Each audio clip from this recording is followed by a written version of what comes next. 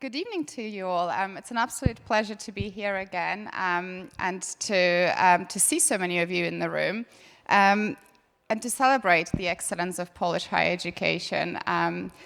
I know that recently Polish universities have gone through the elections, and so congratulations to you all for taking such a great opportunity on your shoulders. I'm sure it will be challenging at times, but as your regional director for Europe at THE, I'll be your main point of contact going forward. So I very much look forward to working with you closely and hopefully support you in improving your institutions. Before we dive into the awards, which I know is the reason why you're all here today, I just wanted to highlight, I guess, some of the insights on the national level of how Polish universities have performed in the World University Rankings. So I'll give you a little bit of insight into, how well you've been doing over the years, but also where we are today in terms of the 2025 results. But first, let me introduce Times Higher Education. I know that many of you know THE from the perspective of the rankings, but over the years we have been growing quite significantly as an organization. So we are no longer just a rankings company. The growth is driven by strategic acquisitions, and so through those acquisitions we have essentially gained expertise in other areas. I just thought I will give you a few examples of the organizations which we have acquired. One of them being BMI. It's the largest student recruitment organization in the world. Insight Higher Education, it's a US-based provider of academic insights and data, and that allowed us to expand our academic reach across the US. We have also acquired a company called Poets and Quants. It's a leading resource for prospective business school students. It's one of the most famous organizations for business MBA courses promoting those resources, but also it has its own MBA rankings. And in order to really dive deeper into the data that we have acquired organizations like DataHE, the World Reputation Network. The World Reputation Network is a network of top 200 institutions which are the best in reputation, and so we meet with directors of those universities that are in that top 200 for reputation, and we continue to kind of develop the resources for the rest of the world. And most recently, we've acquired a company called the Education World Forum, which is the largest gathering of ministers in the world. And as a result of all of that, we now have a total view of audience of 66 million, and that's students and staff. And you can see across the regions the reach that we have. It's big, and we of course hope to grow further. So, because of all these acquisitions, but particularly because of the work that we are doing with EWF, the Education World Forum, we now work very closely with governments around the world. So, I personally work very closely with the Austrian, Hungarian, and German ministry. So, in Austria and Hungary, over the past 12 months, we've delivered a strategic analysis of all of the universities that are in the rankings. So, in both of those countries, we essentially analyze the data that they have within their own institutions, and we provided strategic guidelines for each of those universities across all 18 metrics to really tell them exactly what those universities need to do in order to improve. And these were government-funded projects, so universities actually didn't have to contribute, which was nice for them. And in Germany, we've provided analysis regarding the digital maturity of German universities. So we looked at the digitalization aspect of German universities, and we met with the ministry there and provided them some data around that. But in terms of the rest of Europe, my colleagues work in Latvia, Greece, Ireland, Spain, France, Finland, and Sweden at the moment, and of course, many other ministries around the world outside of Europe. So just one more thing that I wanted to mention about THE, which might be an interest to you. We organize university leaders meetings worldwide. So we cover topics like digitalization, innovation, digital health, and sustainable development goals. The Global Sustainable Development Congress is our biggest event yet. We always co-host our events with ministries. Well, this particular event has to be co-hosted with a ministry. So last year we hosted it with the Thai ministry. It was in Bangkok, which gathered about 3,000 leaders, NGOs, businesses into Bangkok essentially, and we discussed how we can all support the Sustainable Development Goals. This year next year, we are co-hosting this event with the Turkish Ministry of Higher Education, expecting about 5,000 participants. And we are now currently in a discussion with the Hungarian Ministry of Higher Innovation, of Education and Innovation, who are interested in hosting the 2026 event, where we hope to gather around 6,000 participants. And of course, you are invited. Oh, and I should also mention that we have the most amazing partner in Poland who will be hosting the Digital Universities Summit next year in March, I believe. And so the Merito group of universities will be organizing it in Wrocław. And of course, it will be amazing to see you there. And just wanted to mention that everything we do, of course, starts with data, and this is what we are really proud of. So our reach now includes 7,000 universities from over 170 countries, measuring around 10 million of quality data points across 17 SDGs and 31 subjects. And we also have about 9 million academic contacts on our database, and around 150,000 respond to the global academic survey, which I will cover in a little bit. Okay, I might switch to Polish at some point a little bit, just to provide you some analysis. But before I do that, I just wanted to quickly mention the methodology for those of you who don't know it. So we analyze the excellence of universities across 5 pillars. So that's teaching, research environment, research quality, industry, and international outlook. And within those 5 pillars, we have 18 metrics. And then we collect all of that data from 3 key places. One of them being the reputation survey. Like I've mentioned, it's a survey that we have internally. So we contact the 9 million academics that we have on our database.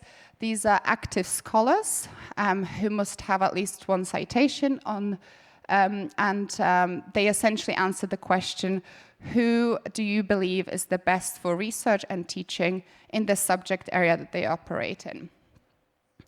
And that contributes to over 30% of the overall methodology, which is a lot, and it's the same in the QS rankings. So looking at that metric is very important because it can impact both rankings. Of course, THE is better.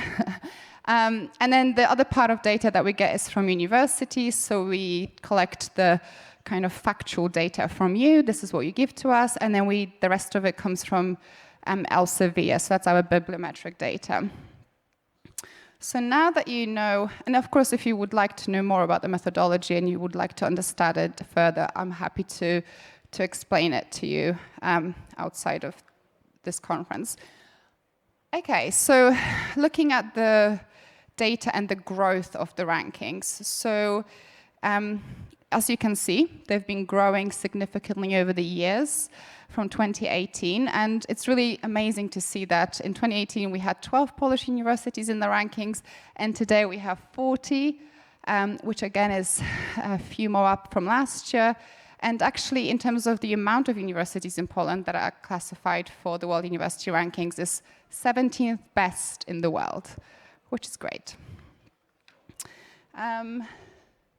In terms of the best universities in Europe, this is specifically, as you can see, of course, United Kingdom is still top 3, but we're seeing more and more appearances from other countries like Switzerland, Germany, France, Belgium, and Sweden are all in the top 50. And najlepszym uniwersytetem w Polsce jest Uniwersytet Medyczny we Wrocławiu, który teraz zajmuje 535 miejsce. So I'm sure we'll be celebrating that later on. In terms of the popularity of the different subjects, in Europe, the subject that was most popular and most ranked was physical sciences, and the one that was the least ranked was law. When it comes to Poland, the one that was the most ranked in Poland was computer science by 20 universities, and education was the subject that was ranked the least in only 7 universities. And you can see here the spread of the different subjects that have been ranked by universities. Okay, and now I'll just give you a little bit of an overview of the changes that have been happening within Poland since 2018. So, although as you can see here, on average, the basically Polish universities have lost in its rank by about 343 places between 2018 to 2025. In terms of the actual score, they have gone up, and actually they have gone up faster and better than the rest of Europe. So this is really positive information. Probably the reason why they've gone down in terms of the overall rank is because we have more and more universities being ranked, essentially. So that doesn't mean that you are actually getting worse. It just means that there are more and more universities entering the rankings at higher positions. Looking at, again, the changes in the metrics, really great results, again, for Poland comparing to the rest of Europe. We can see that Polish universities have improved across student and staff ratio, research income, international students. It's a really great outcome as well. Many more international students comparing to other European counterparts. Publications per staff. International co-authorship has increased, which is also fantastic, as well as your teaching and research reputation. So I know that there are so many amazing initiatives like, NAVA and others that are, supporting you with this, but I think this is a great result. In terms of the rest of the metrics that you can see that are red, that's where Poland is, moving at a slower pace than comparing to Europe. So. I think the one that's worth noting is the field-weighted citation impact. As you know, that specific metric contributes to, I think it's 15%. And so that's quite a lot. Something that might be worth looking at is whether the international co-authors that Polish institutions have are as strategic as they could be. It might be that you have more of those, but they are not necessarily leading into more citations, which is unusual. The more international co-authors you have should naturally lead to better citations. So it might be worth checking your network and who are you collaborating with on your research to ensure that you actually get some impact from those collaborations. And again, some really good news here in terms of how Poland has improved compared to the rest of Europe across the different subjects. As you can see, the only subject that Poland is slower with improving at is psychology, but the rest of them look really positive. And here is the current state. So if we look at 2025 versus the rest of Europe, and unfortunately, here is where we see a bit more red. So although you've been improving faster than the rest of Europe, it's clear that there is still some more work to be done to really actually catch up with the rest of Europe, if that makes sense. So, these are the scores for the current results. And across subjects, again, although you've been improving faster than the rest of Europe, Poland is still a little bit behind when comparing to the rest of Europe currently. And finally, I just wanted to share with you a little bit about reputation. As I've mentioned, it's one of those metrics that does contribute to a significant amount of the overall score. More importantly, and I think it's really important to note that reputation also impacts things like student recruitment, international academic staff recruitment. It also impacts things like international co-authorship. So it's one of those metrics that the more you work on this and the more strategic you are about it, the more likely you will be then affecting other metrics in the rankings. But just again, like I said, the global academic survey is growing every year. We've had 200,000 responses, over 2 million votes from academics, and the amount of institutions that's recognized is over 7,000. So we're looking at a huge survey that's continuing to grow, and so I think it's an important aspect to take care of. And here I guess I just wanted to show you how, in terms of Europe, the votes for European universities are actually rising, and the US is losing votes, which I think Europe is essentially picking up. So you can see here that there is some steady growth.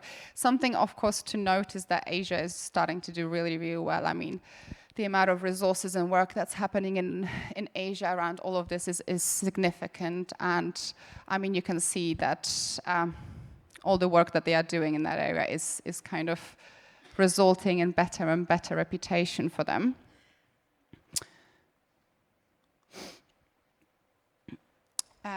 Here we can see that I've just wanted to highlight that there are some other counterparts in Europe where the votes are improving. So Germany, you can see that their votes are going up.